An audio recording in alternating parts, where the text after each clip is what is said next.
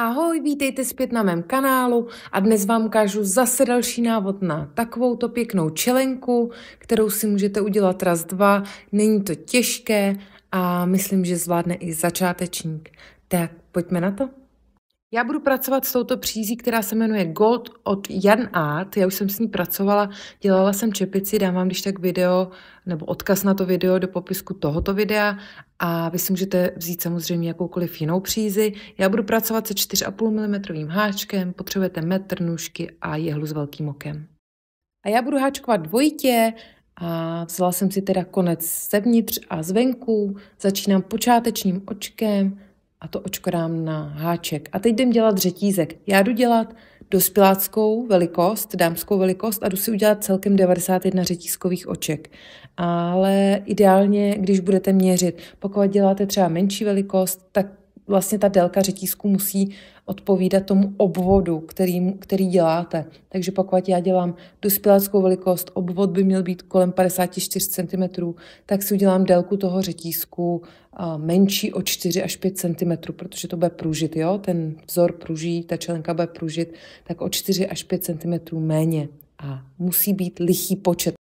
Tak, jdu vám změřit ten můj základní řetízek. Pokud děláte s jinou přízí, tak opravdu měřte.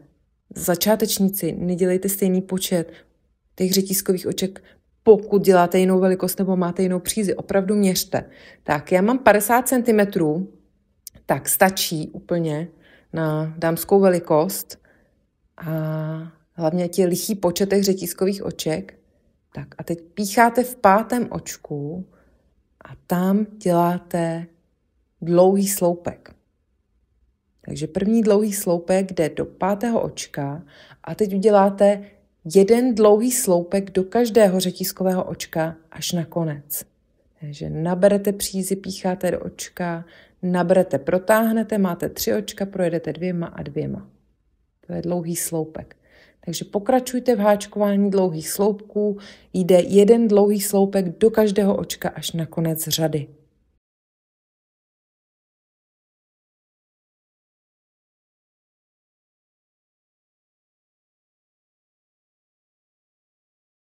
Jsem na konci řady, do posledního očka půjde samozřejmě poslední dlouhý sloupek. Tak a na konci řady si uděláte 2 řetízková očka. 2 řetízková očka protože budeme háčkovat polodlouhé sloupky. Takže mám jedno a druhé řetízkové očko. Otočíte si práci a teď nezačínáte v úplně prvním očku, ale až v tom druhém očku a tam uděláte celkem 2 polodlouhé sloupky. Takže ne tady, ale až tady v tomto druhém očku.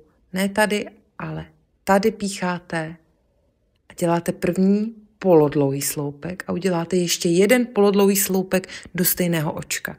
Takže máme 2 polodlouhé sloupky v jednom očku. Teď přeskočíte další očko a děláte 2 polodlouhé sloupky do následujícího očka. Takže přeskočit toto očko a sem pícháte a děláte 2 polodlouhé sloupky.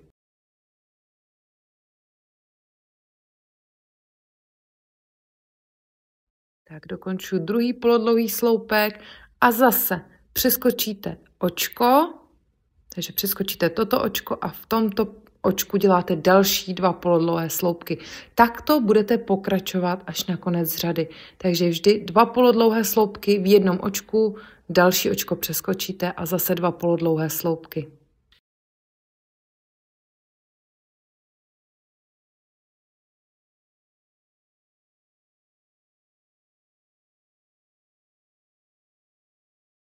Jsem na konci řady a tady ještě musím přeskočit očko a udělat 2 polodlouhé sloupky sem. Takže mám jeden a druhý, skoro druhý, takže jeden a druhý polodlouhý sloupek ve stejném místě. A teď vám zbývají 2 očka do konce. Vidíte? Takže vlastně přeskočíte to jedno očko a do toho vlastně řetízkového očka sem pícháte a děláte polodlouhý sloupek. Tak toto vypadá. Tak a další řada zase bude jiná. Takže na konci řady 2 řetízková očka, otočíte si práci a teď budeme háčkovat do těchto prostor, které nám vznikly vlastně pod tím řetízkovým očkem, pod tím přeskočeným očkem, ne řetízkovým, pardon. A nahodíte přízy a pícháte až vlastně do té druhé mezery, ne do té první. A uděláte polodlouhý sloupek. Teď se budeme vracet vlastně k té první mezeře a tam uděláte další polodlouhý sloupek. Takže se nám to vlastně bude křížit. Ještě jednou. Máme ty mezery. Jo, pícháme jenom do mezer, ne do oček. A naberete tu přízi a pícháte do další. Sem. Naberete přízi a vracíte se. Ještě jednou.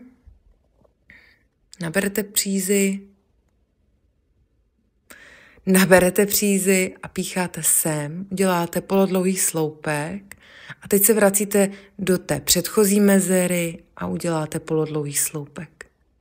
A zase, když se podíváte, tak budete pokračovat v této mezeře, tam uděláte polodlouhý sloupek. Vždycky vlastně děláte ten polodlouhý sloupek v té následující, ne v té, kam byste dělali normálně polodlouhý sloupek, abyste se pak mohli vrátit k té předchozí.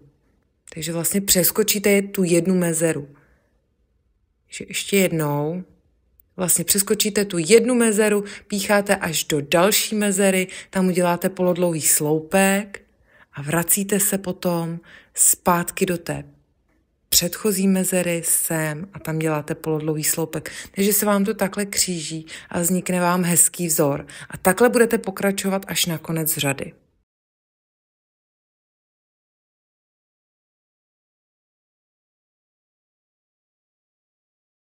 Jsem na konci řady a tady nám krásně vychází ještě jedno skřížení, takže sem mezi ta řetízková očka a polodlouhé sloupky z předchozí řady, kde je krásně mezera, uděláte poslední polodlouhý sloupek a polodlouhý sloupek do skřížení zpátky do té mezery.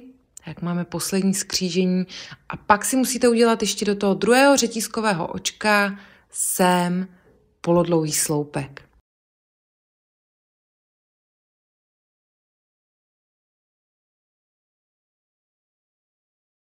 A na konci této řady jedno řetízkové očko, otočíte si práci.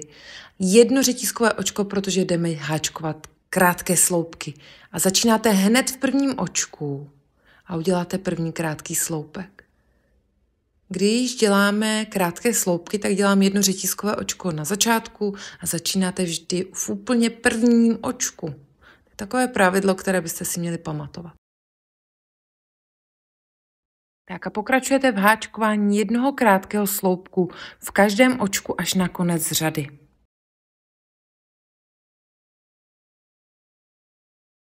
A já jsem na konci 4. řady, dokončím krátké sloupky a vy budete opakovat vlastně řadu 1 až 4. A vy si uděláte tu čelenku, jak širokou chcete, takže teď začínáte se 2 řetízkovýma očkama na začátku další řady a děláte dlouhé sloupky. Pokud jdete háčkovat dlouhé sloupky, musíte začít až ve druhém očku.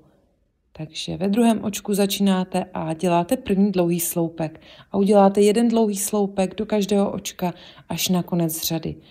V dalších řadách v další řadě budete háčkovat polodlouhé sloupky, a to 2 polodlouhé sloupky do jednoho místa, pak přeskočíte jedno očko a takto pokračujete až na konec řady. Zase začínáte až ve druhém očku. V další řadě bude ten křížový vzor a v další 4. řadě bude jedno řetízkové očko na začátku a krátké sloupky s tím, že začínáte ten první krátký sloupek dělat do úplně prvního očka. Tak, já mám hotovo. Mám celkem teda 12 řád. Ten vzor tam mám vidět 3krát. A vy si klidně můžete udělat širší tu čelenku, jo? To je na vás. Nebo uší, pokud děláte menší velikost. Šířka té mé čelenky má nějakých 10 cm, možná 10,2. A teď jdeme spojit ty strany k sobě.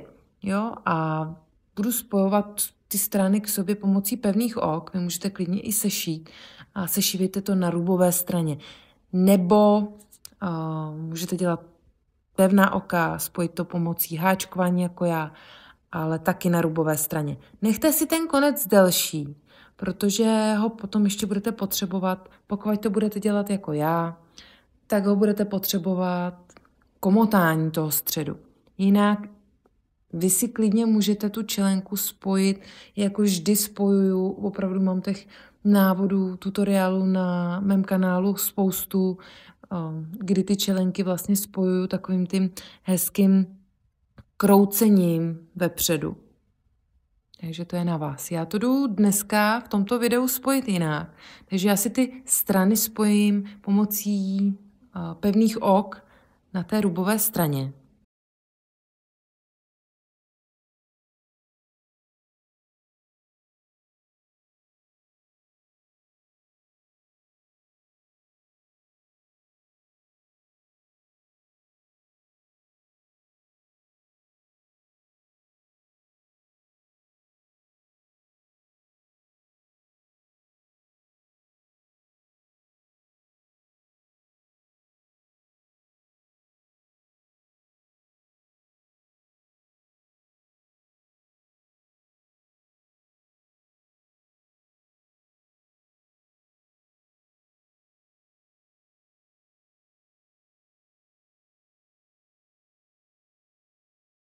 Tak, mám spojeno a teď vytáhněte ten konec, který máte teda delší a vlastně teď jsme na rubové straně té čelenky, takže si to obraťte na tu lícovou stranu.